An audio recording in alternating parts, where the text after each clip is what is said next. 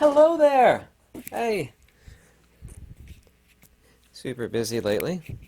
However, I did have time to go to a discount clothing store. What was it? Marshall's? Marshall's. I saw this shirt, and I was like, oh, that's a nice shirt. Nice silky shirt for the super hot weather. I was like, oh, I can't fit into that. That shirt's a size large. Been wearing a 2XL for quite a long time. Of course, I've been wearing XL shirts recently, but this shirt's a size large.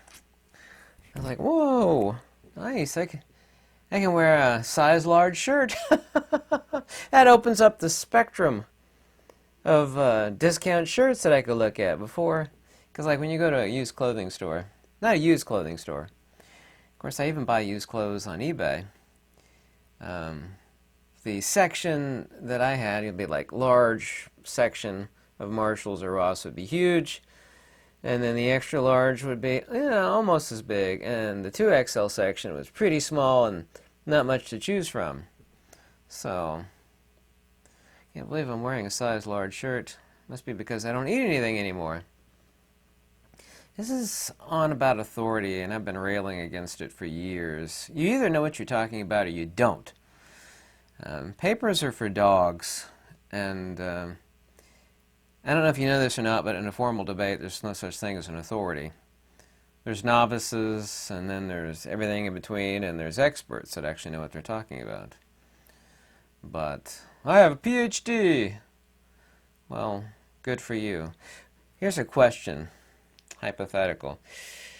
Like, say you had some sort of climbing accident or something, and you needed some emergency medical assistance. Would you rather get fixed by a guy that just got out of medical school, a doctor, or say a 55-year-old nurse practitioner that's been working in the emergency room for, I don't know, 20 plus years? Which would you rather be, a doctor that just got his diploma, or a nurse who's been working in the emergency room for 20 years? Yeah. So a rich friend of mine down in Naples, Florida, wanted to buy me some new glasses, and I got a couple pair, and this was like a year and a half ago. And the optician there, and by the way, I've worked in optical for many, many years. Southland Optical, Super Optical Express, Monfreid Optical. I forget the other optical place I worked at. And she thought she knew better than me because she was an optician. It's like, no, I've been cutting down glasses since I was a teenager. I know all about lenses and what to get and what not to get. She's very, very arrogant. And she just said, well, I'm an optician. She would talk about getting some anti-scratch coating on the lenses. And I said, no, that's actually really horrible. Anti-scratch coating is really, really bad. I didn't actually have the choice in these glasses that I'm wearing here. They actually have anti-scratch coating on them. And even if you take perfect care of them and not use any solvents, it starts to flake off and it just becomes a disaster. So it's a really, really bad thing. Sounds like a good idea. It's only for very unintelligent people that are wiping their glasses off that have dirt and stuff on. You're supposed to rinse them off first. You're not dragging trash across the lenses and scratching your lenses, and it just falls apart. The anti-scratch, because no, I don't want anti-scratch. But it's free. She says, your friend is buying the glasses here. You don't have to worry about that. That's not the point. I said, I know a lot about what anti-scratch coating is, and it's really horrible. And I had to repeat to her 3 times. I know it was at least 3. It's like, no, I said, this is why it's bad. It's like, she just literally thought that her license as an optician superseded my actual knowledge of the facts. And she was just certain of that. And there's a lot of people like that out in the world. I mean, there's a lot. Just a lot. This video is entitled The Emperor's Ether. By the way, I found a new, it's old, there's no new quotes from Nikola Tesla, but it was very deeply hidden on the ether. And here it is from Nikola Tesla, by the way. This video is titled The Emperor's Ether, and I'll explain that very quickly here. Every atom is differentiated from the ether filling space merely by its spinning motion, just as a whirl of water is in a calm lake. Being set in motion, the ether becomes matter, which I've said this many times. It's possible for man meaning mankind, he means, to start and stop the ether whirls, to cause matter to both form and to disappear. This is, of course, the case. Sometime in the distant future, we'll be able to spontaneously produce any sort of atoms that we want. How far off that is in the future, I don't know. I don't know if you're familiar with Hans Christian Andersen. It's called The Emperor's New Clothes. There's a gullible emperor hires these weavers, and they set up looms and they pretend to work. And a succession of officials, he tells them, go check out my clothing. He spends all his money on this, and of course the guys aren't doing anything. They're pretending to do stuff. But they're afraid of the king, and they're afraid of looking foolish, so he sends them off, go check out my clothes. And one competent minister after another, they go and they see that there's nothing going on, there's no cloth, there's nothing, but they don't want to look foolish, but they pretend otherwise to avoid being thought as a fool. And the emperor himself eventually goes to check on the clothing, and he says, I see nothing. And he thinks to himself, this is a terrible affair. The king says to himself, the emperor, I'm a simpleton. Am I unfit to be an emperor? That would be the worst thing that would happen. So he tells himself in his own mind, the clothes are charming. And he says, I approve of this completely, especially since he spent an enormous amount of money on it. And of course he's parading. I don't know if you know this story. Everybody should know Hans Christian Andersen. He's in the street where all the townspeople are looking at him. And there's a little kid. And he says, but the emperor doesn't have anything on at all. And then it's only at that point he states the obvious, that the other people see that the child is right. And it was eventually whispered from one person to the other that he doesn't have anything on at all. Eventually the townspeople cried out. So I think everybody's familiar with that story. Modern quantum is exactly like this. People are swayed, and the people that actually go to college, they get told what to believe in. And they'll talk about peer-reviewed papers, and they'll get convinced, well, look at this guy, he's got 2 PhDs, it has to be right. Professor Susskind, for example, or, the god of quantum, Richard Feynman. And so, well, it has to be right. I'm spending a lot of money here in college. I have to be getting educated properly, being told the way the world works and how the universe is.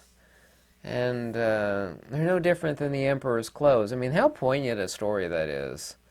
That's from, I think, the 1840s is when Hans Christian Andersen wrote that. I know he passed away in 1870, I believe. I could be slightly off on that, but it's very apropos. People believe in authority, and they put, well, there's a doctor. He's got a PhD in theoretical physics.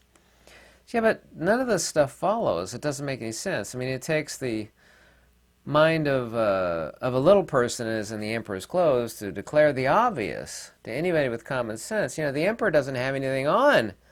He's parading, and there's people behind him that are holding his train up, like an emperor's train, that drags the ground. You don't want dragging the ground, so people are pretending to hold up, the emperor's cloak, or whatever it is. And, of course, they're not holding anything. But everybody's so full. It's the emperor, Oh, yeah, that's wonderful. Yay, look at that. And the many countless people, while it was being made, even though nothing was being done, check, oh, yeah, it's wonderful. How does it look? Oh, yeah, you're going to love it. It's very colorful. It's very beautiful. And this is exactly like this. Last night in live stream, which lasted over 3 hours, which I enjoyed. I went ahead to go further, but I was just totally exhausted because I mowed the grass yesterday, and it was just like a zillion degrees outside, and I was trimming all the hedges, and my face is still sunburned, as you can see. We had a great time, and I was showing people a video, and I suggest everybody watch it. It's 7 minutes and 30 seconds, basically. And it's all over the tube. It's just type in Feynman explains magnetism. You could spell his name F-E-Y-N-M-A-N. Feynman explains magnetism. And this is the guy who they consider to be the god of quantum. I have all of his primary books and a lot of his articles, including that tiny little book that he wrote, which is just jabberwocky nonsense, called QED, Strange Theory of Light and Matter, which is just, it's just way worse than science fiction. It's just complete jabberwocky lunacy. And this isn't my opinion, this is a fact. These people really think this guy is the god of quantum. You know, he's like, well, a lot of quantum is based upon Bohr and Einstein, mostly it's Feynman, you know, he gave us quantum. And one of the quotes from him himself is that anybody that says they understand quantum doesn't actually understand quantum. In other words, it's so ludicrous that even he himself admits that if you think you understand it, you don't really understand it because it's incomprehensible. Well, if it's so convoluted, so nonsensical, and no matter how intelligent or wise you are, that it is incomprehensible, then it can't be natural order. It can't be the truth of the universe. It's absolutely impossible. Just like the Emperor's clothes from Hans Christian Andersen, that story, people are looking at the Emperor's new clothes. This is very apropos. And it's nothing, but they think it's something. But the thing that they think, especially the relativists and the folks of quantum, they think the ether is like, that's something like old people back in the day believed, but we've since replaced curved space-time and quantum, relativity. They have everything backwards. Every unintelligent, unwise person always has everything upside down and backwards. The thing that they think is real, just like the Emperor's clothes, which wasn't real at all, is totally unreal. And the thing that they think is unreal, the ether, is the only reality. Because you can't deny the ether. I'm eventually going to write this before the year is up, but I'm so busy, I have so much stuff to write. There's going to be 100 or maybe 1,000 proofs of the ether. It's like, these are the, I can easily think of a couple hundred. I don't know if I could come up with 1,000, but I could easily come up with a couple hundred. Proofs of the ether, things that absolutely, undeniably prove the ether. Instantaneous action at a distance, dendritic dielectric discharges, on and on and on. It's just, the list is endless. I'll eventually, by the way, I hope you liked the Codex Universalis, which I posted a link to yesterday. It's also to the link for download below in the description of this video. But the ether has never been refuted. There's never been one idea of the ether, just as there's never been one idea of Sky Daddy. Of course, Sky Daddy isn't real at all, but I mean, there's a million different versions of Sky Daddy. There's this version of Sky Daddy, and there's that version of Sky Daddy. So when someone says that they've disproven something, it's like, well, you're talking about one version thereof. The ether is not real in a conventional sense, meaning objective, because that's what the word real means, but it's the substrate of absolutely everything. So these people have actually invented something that doesn't exist at all, and they replaced something that is the substrate and basis and foundation of the entire universe with quantum and curved space-time. The only time Nikola Tesla foams at the mouth, almost literally, is the idea that space was something. Space is nothing. By the way, dendritic discharges, it's also too called the pattern like when people are hit by lightning. The Lichtenberg patterns, but specifically the geometry is dendritic. That geometry itself is proof of the ether. That specific geometry, I've never read anybody anywhere on the internet or any book that has ever questioned, why is lightning or electrostatics, like those plasma globes, you can actually see the little filaments that are spreading off of it, or off of a Tesla unit. It's dendritic, that specific geometry. Why is it dendritic? Why isn't it a straight line discharge and a ground? Well, it never is. It's always dendritic. I mean, that's one of the. It doesn't matter if it's in a vacuum or in the air. It has nothing to do with the air. Or it could be, in a total vacuum. It's still the same. It has nothing to do with the air. It's dendritic. That is one of 200 examples I could think of proof of the ether. Tesla confirmed the ether, Charles Brodie Steinmetz, Oliver Heaviside, on and on and on, Eric Dollard. The ether is undeniable. There's only ever been two posits of the foundation of the universe. One's been the ether, and the other one has been bumping particles. Well, you can't explain instantaneous action at a distance or wireless power induction with particles. By the way, I actually have a short, super condensed, and I've never published this, even including my definitions. The quickest way to define all fields and everything, and it's only take 2 minutes probably to explain. Gravity is an ether density antispatial vector.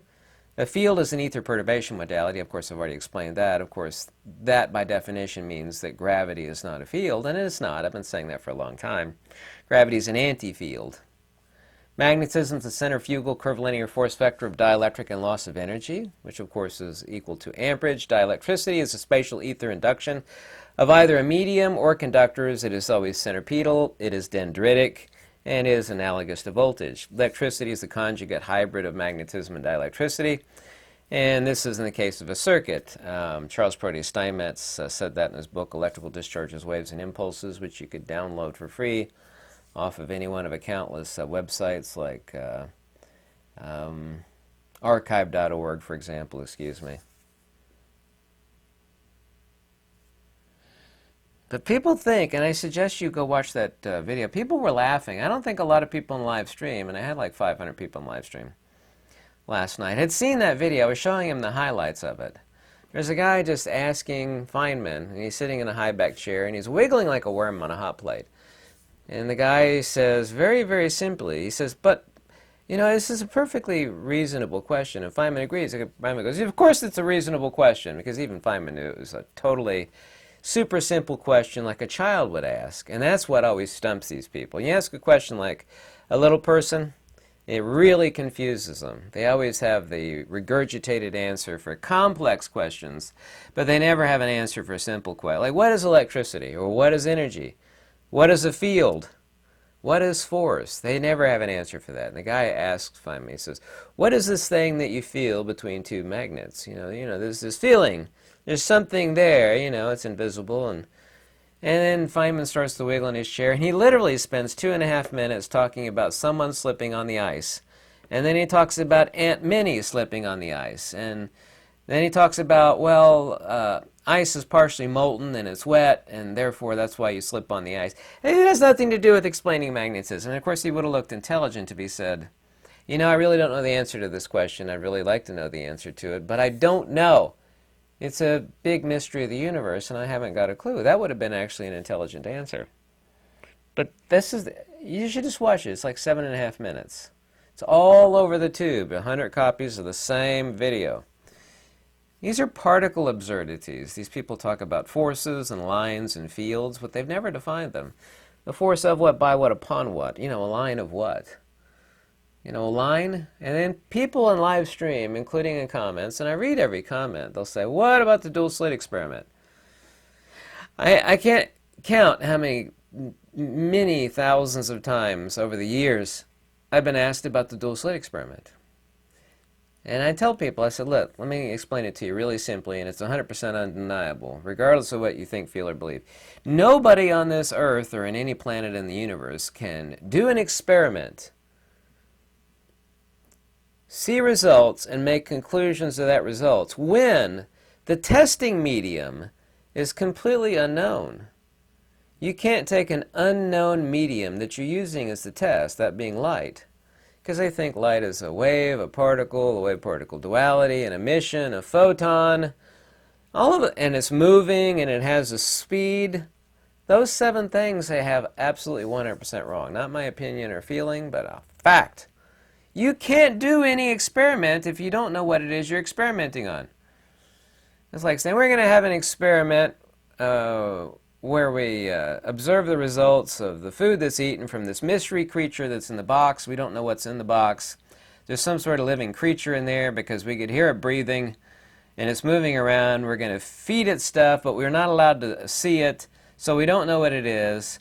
And depending on you know, the type of stuff that comes out the other end of this creature, which will drop in a trap door, we're going to make conclusions. That's our experiment. You don't even know the creature in the box. You're going to do an experiment analogously here, of a mystery creature in a box, you don't know what it is. Nobody can do that experiment. You can't. People say all the time, what do you think about the dual slit experiment? Well, it's constructive and destructive interference of light, but none of these people that have done the dual slit experiment even know what light is. So, and then of course these people reify space. When you actually replace the foundation of the universe, which is the ether, you have to replace it with something else. Well, these people replaced it with space. Well, space has no capacitance, and space is not a terminal. That's not my opinion. That's a hardcore fact. I know where the word quantum comes from. I think a lot of people think, well, this guy from Kentucky covered in tattoos, he can't possibly know anything. I know the entire history of quantum, how it was used, why it was used, when it was first used, what the word actually means, what it means in Latin. There is no such thing in this universe as quantum. Quantum is reference to a measure. A mile, a second, a meter, a gram, these are measures. These are agreed upon standards. These are not things in nature. Measure is not a thing in nature. These are standards that are agreed upon. Das Lichtwon, or a quantity of light, is where the word quantum comes from. There is nothing in this universe, anywhere in this world you can point, look, there's quantum right there. See it? There it is, there's quantum. Nobody can. First got popularized in Nature magazine, October 29th, 1926. Instead of light quantum, one should consider a new type of atom, or what he called a photon. It's based upon the presumed, of course, there's no such thing as a photon. It's a longitudinal circuit compression, but it's a reference to a measure, the smallest unit of energy measurement. But it's a measurement, which is not a thing in nature. You can't point to a gram, a mile, a second, or a meter in nature either. They're in every book you could probably look at, but they're not in nature. People don't think. They just don't think. This is what Nikola Tesla meant when he said, the scientists of today think deeply instead of clearly. One must be sane to think clearly. But one can think deeply and be quite insane. That's a quote from Nikola Tesla.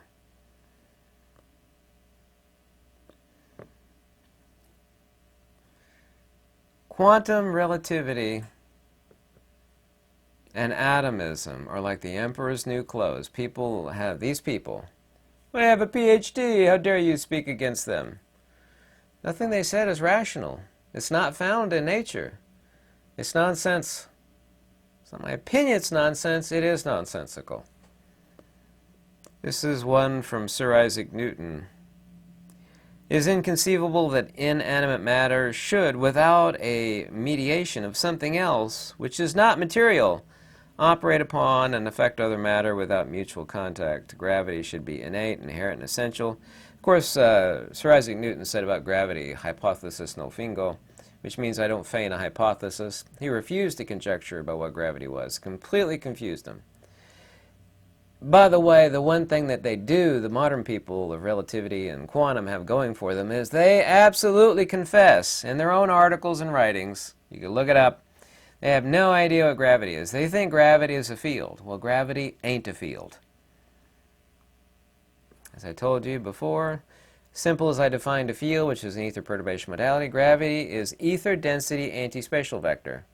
That's not complicated, it's not a word salad, it's very simple. Gravity is an ether density antispatial vector.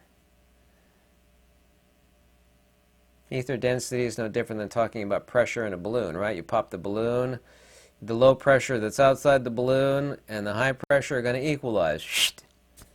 The air inside the pressurized balloon is going to escape to the lower pressure. So when you're talking about ether density, it's no different than talking about gas pressure.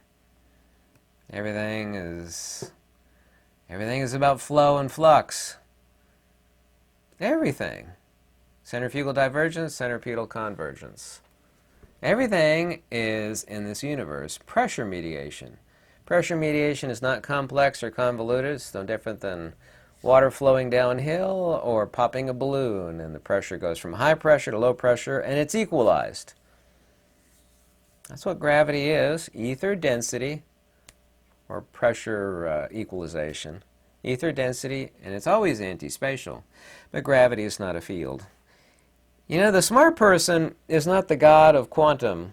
Feynman, these people think he's God. They do. They say that. Feynman's God of quantum.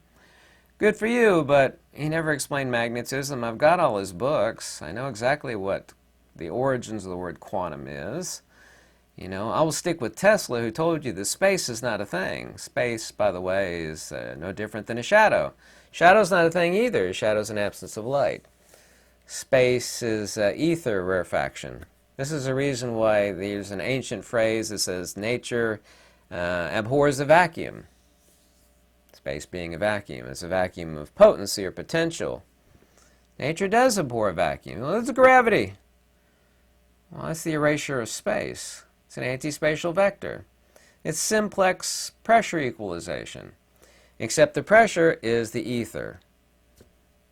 It's that simple. The hairy armpit chick of Mother Nature is complete and total and extremely simple.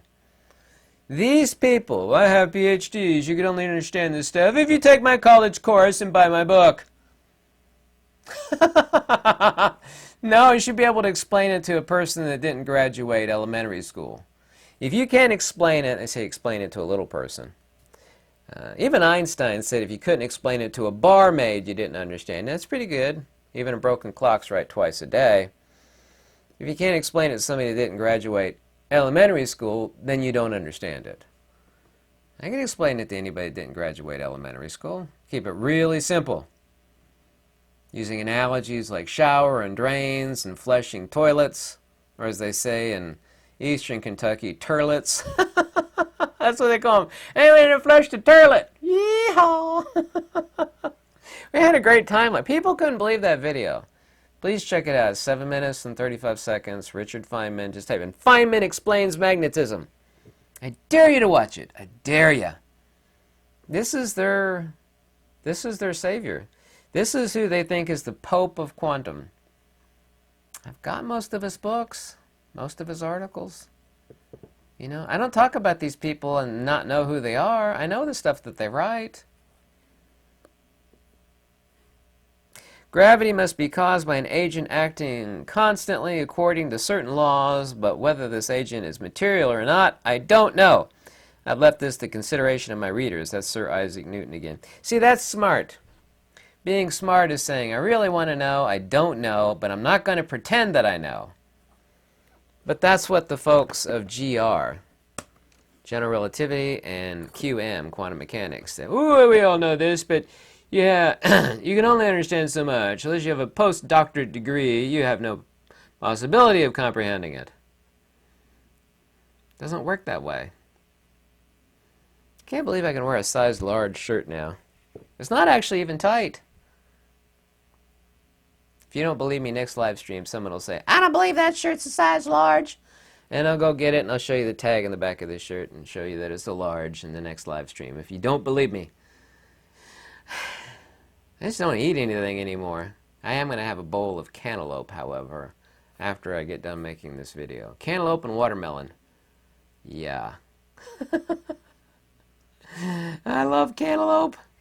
Thank you so much for watching. I hope you like these videos. Check me out in live stream. I like being funny and educational. I can do both, as last night definitely proved. I hope to goodness one of these days I'll take a vacation. I hope so. I don't know if it'll ever happen, but I hope it does. Thank you so much, and have a lovely weekend. Okay? I got to take out the garbage. I forgot about that. I got to do everything around here.